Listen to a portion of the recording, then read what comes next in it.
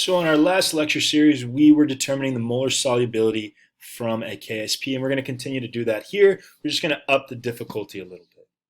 So here we're left with the problem. The KSP of calcium hydroxide, CaOH2, is 1.3 times 10 to the negative 6. Calculate the molar solubility of the calcium hydroxide.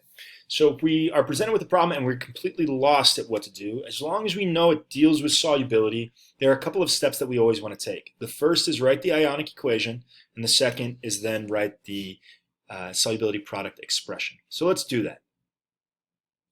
So the KSP of calcium hydroxide is going to be 1.3 times 10 to the negative 6. We're going to start with our calcium hydroxide solid, and we're going to break it into its respective ions of calcium 2+ and now 2 hydroxide ions. This is what's going to differ between the previous problems we've done, is now we have a coefficient that is not 1 or other than 1. So when we write out our solubility product expression, our KSP is equal to my calcium ion times my hydroxide ion squared, right? Because it has that coefficient in 2 in front. So we have to make sure that we account for that. Since we don't know the concentration of either of my ions, I need to put together an ice table. So here is my ice table. At the top I have my calcium hydroxide solid. I'm going to ignore it throughout simply because it's a solid and it's not going to play a role in my expression. And then I have my calcium ion and my hydroxide ion. The initial concentration of the calcium ion is 0. And for my hydroxide ion, it's also 0. This is because I haven't thrown my salt into water yet. Then I'm going to experience change once I do. The calcium concentration is going to increase a positive X, whereas my hydroxide ion concentration is going to increase a positive 2X, simply because for every 1 calcium, I have 2 hydroxide groups.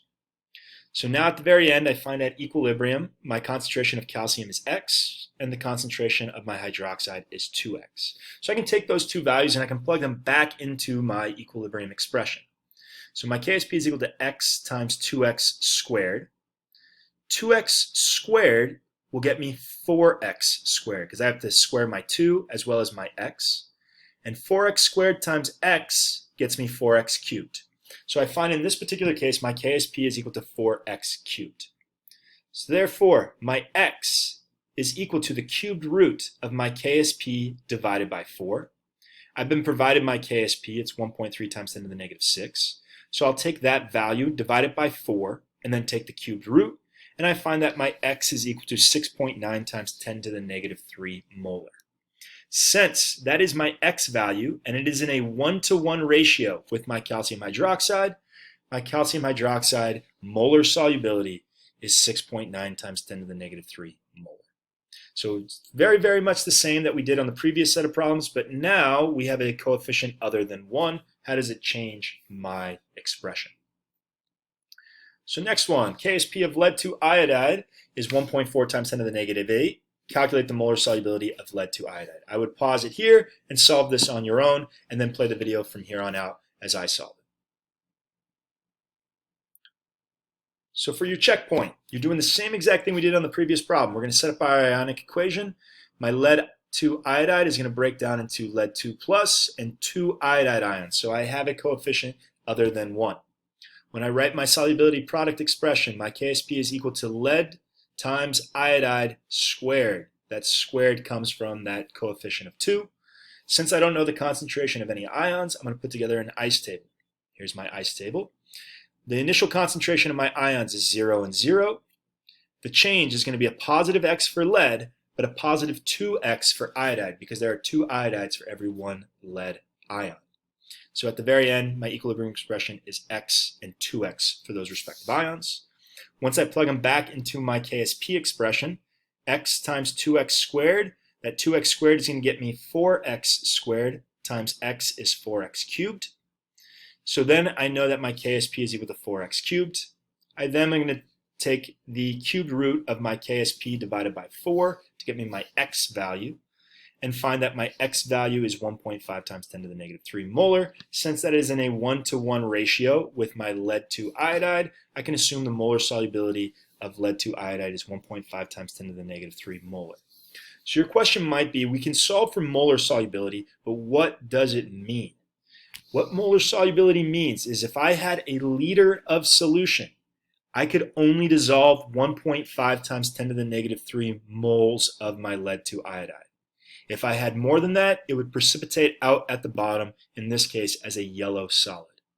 So the molar solubility just tells me how many moles of this salt would dissolve in a liter. Once I've reached that number of moles, I won't dissolve anymore. It just sits at the bottom as a clump of a solid. So next one, determination of KSP from gram solubility. So we're looking at the same exact thing that we did before. The only difference is instead of given a concentration, I'm given a concentration in grams per liter as opposed to molarity. So this tells me that for my lead 2 chromate, I dissolve 4.6 times 10 to the negative 6 grams of it in every liter. And it wants me to determine the solubility product equilibrium constant. That's my KSP. So let's see how I would solve something like this. It's going to be the same setup as we always do. We're going to write our ionic equation, and then we're going to write our solubility product expression. So here I've written my ionic equation. So my lead 2 chromate solid goes and breaks down into lead 2 plus and chromate 2 minus. So it's just a 1-to-1 ratio of those respective ions.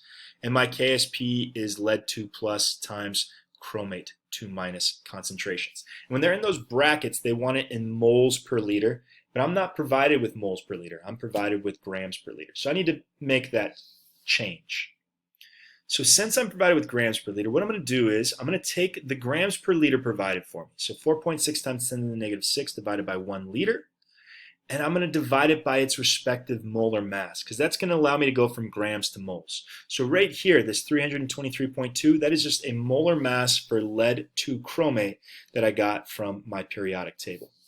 So when I do that, I can cancel out units of grams and be left with moles per liter, or a molarity, which is what I want.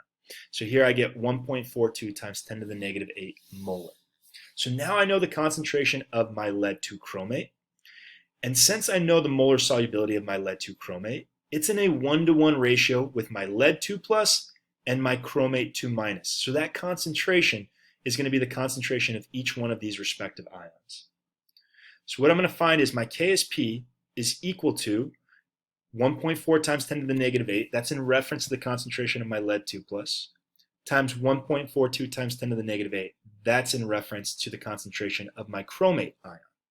When I multiply those two, I can find my KSP to be 2 times 10 to the negative 16. So in this particular case, I used a grams per liter, or a gram solubility, to find the molarity of each of my respective ions, and then I plugged that back into my solubility expression and found the KSP to be 2 times 10 to the negative 16. If you were to check your appendix J, you would find that that is the KSP for my lead 2 chromate. So let's do that again. This time you are going to do it. The solubility of thallium 1 chloride, an intermediate formed when thallium is being isolated from ores, is 3.46 grams per liter at 20 degrees Celsius. What is its solubility product? So I want you to pause it, solve it, and then come back. So you solved it, so let's take a look. The solubility of thallium 1 chloride, an intermediate formed when thallium is being isolated from ores, is 3.46 grams per liter. So we're going to start by writing my ionic equation. Thallium 1 chloride breaks into 1 thallium ion and 1 chloride ion. When I write my KSP expression, my KSP is equal to the concentration of thallium times the concentration of chloride. I need to find the concentrations in moles per liter for those two respective ions. So I'm going to take the gram solubility provided for me, 3.46 grams over 1 liter, and I'm going to divide it by the respective molar mass of thallium 1 chloride. So 1 mole divided by 239.65. That cancels out to my units of grams, and I'm left with moles per liter. And what I find is the concentration of my thallium chloride is 0.0144 molar. That means that since there's 1 thallium chloride for every 1 thallium and 1 chloride, I can assume that this concentration is going to be the same concentration of thallium in solution as well as chloride in solution. So I can use that value for my thallium, 0.0144, and multiply it by the concentration of my chloride, same value, 0.0144. So when I multiply those two values, I get 2.08 times 10 to the negative 4 is the KSP for thallium 1 chloride at 20 degrees Celsius.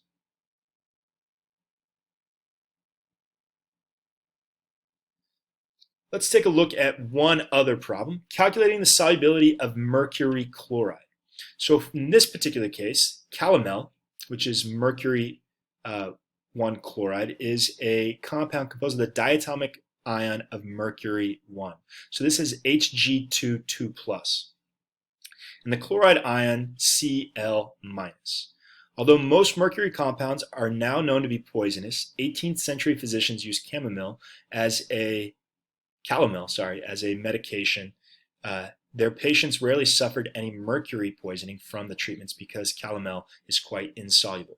So it gives us the breakdown of that compound. So Hg2Cl2 solid breaks into Hg2 2+. This is a diatomic ion. You're never going to see anything like that in your homework problems or your exams. It's just a rare instance where a diatomic element exists. Usually you'll break it down into 2.